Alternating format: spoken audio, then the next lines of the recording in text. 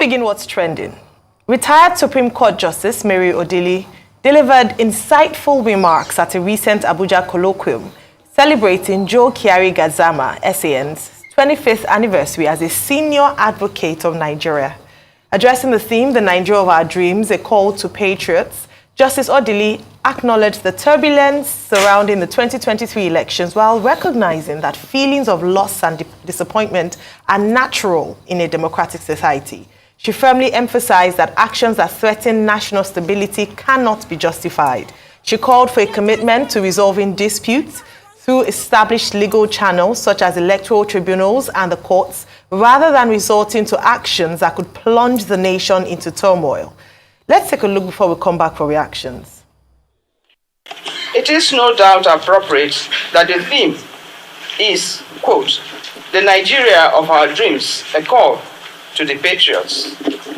I say so in the light of the prevailing situation in Nigeria as a result of the 2023 general elections, which has generated a lot of storm, necessitating the conversation which we are about to indulge in, as there seems to be moves to throw the nation into chaos or conflagration.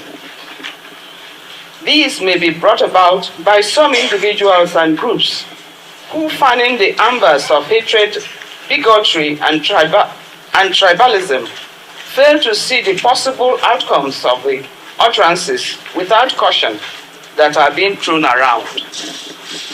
It is human to feel cheated or having the short end of the stick, but one who is not declared a winner at any of the electoral contests, such emotions, however grim, does not justify bringing the roof down, the roof of our nation.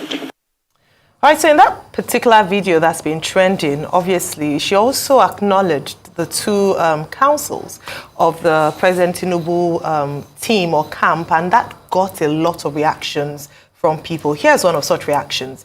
JP says, very bad for former Justice Mary ODILI to publicly praise Olanipekun and Fagbemi, who are representing Bola Tinubu and APC at the tribunal.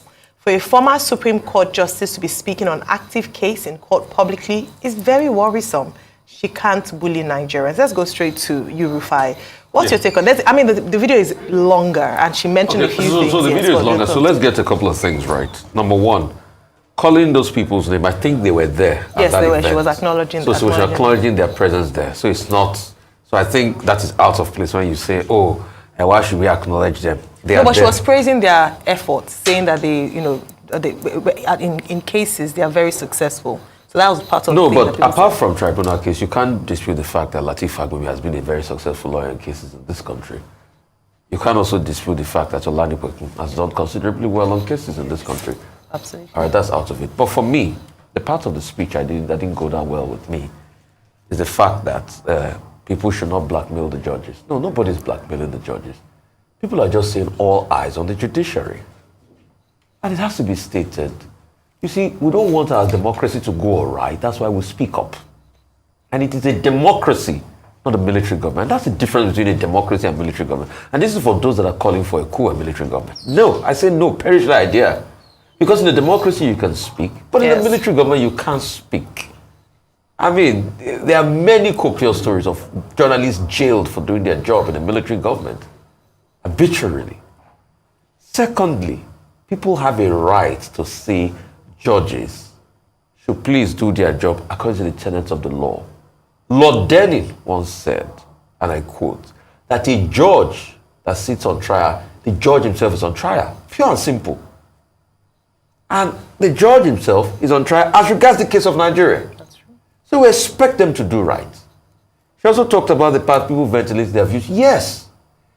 One other part we should also expect people to say is the fact that we have a lot of civilian coups happening. And we must have a country where we must constantly say no to election fraud.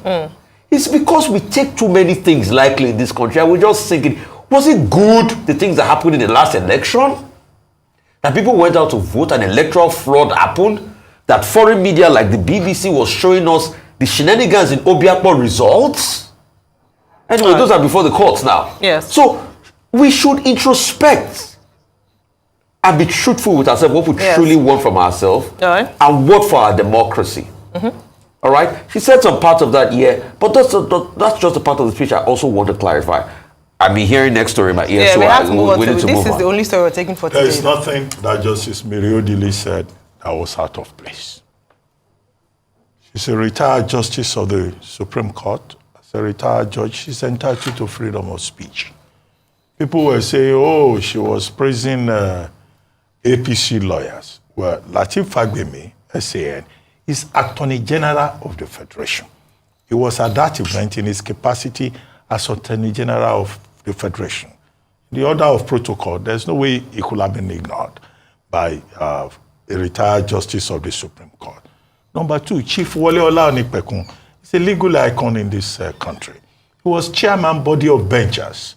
Justice Mary ODILI took over from him as chairman of the body of benchers.